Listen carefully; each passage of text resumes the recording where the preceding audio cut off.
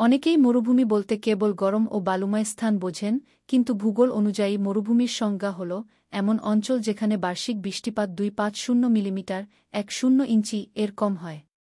এই সংজ্ঞা অনুযায়ী অ্যান্টার্কটিকা বিশ্বের সবচেয়ে বড় মরুভূমি, কারণ সেখানে বৃষ্টিপাত বা তুষারপাত খুবই কম হয়। কিছু গুরুত্বপূর্ণ তথ্য। আয়তন প্রায় 1.4 মিলিয়ন বর্গকিলোমিটার। বার্ষিক গড় বৃষ্টিপাত 50 মিমি এরও কম কিছু অঞ্চলে। তাপমাত্রা অত্যন্ত ঠান্ডা, শীতকালে -60 বা তারও নিচে নামতে পারে। তাই এটি বিশ্বের সবচেয়ে শুষ্ক, ঠান্ডা ও বাতাসময় মরুভূমি। বিশ্বের সবচেয়ে বড় মরুভূমি। অ্যান্টার্কটিকার আয়তন প্রায় 1.4 মিলিয়ন বর্গকিলোমিটার, যা আফ্রিকার চেয়েও বড়। এটি বিশ্বের সবচেয়ে বড় মরুভূমি, এমনকি সাহারা মরুভূমির চেয়েও প্রায় দ্বিগুণ। তুষারে ঢাকা হলেও শুষ্ক। এখানে বরফের স্তর কয়েক কিলোমিটার পর্যন্ত পুরু, কিন্তু বৃষ্টিপাত বা নতুন তুষারপাত খুবই কম। পুরনো বরফ হাজার হাজার বছর ধরে জমে আছে। বসতি নেই।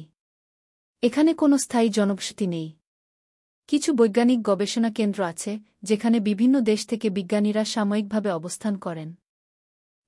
বন্যপ্রাণী।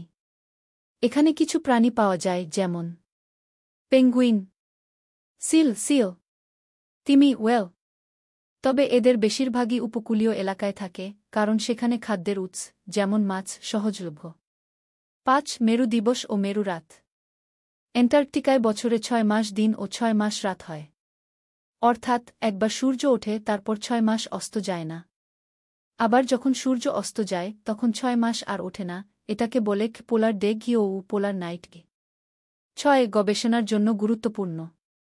এখানে পৃথিবীর প্রাচীনতম বরফ স্তর পাওয়া যায়।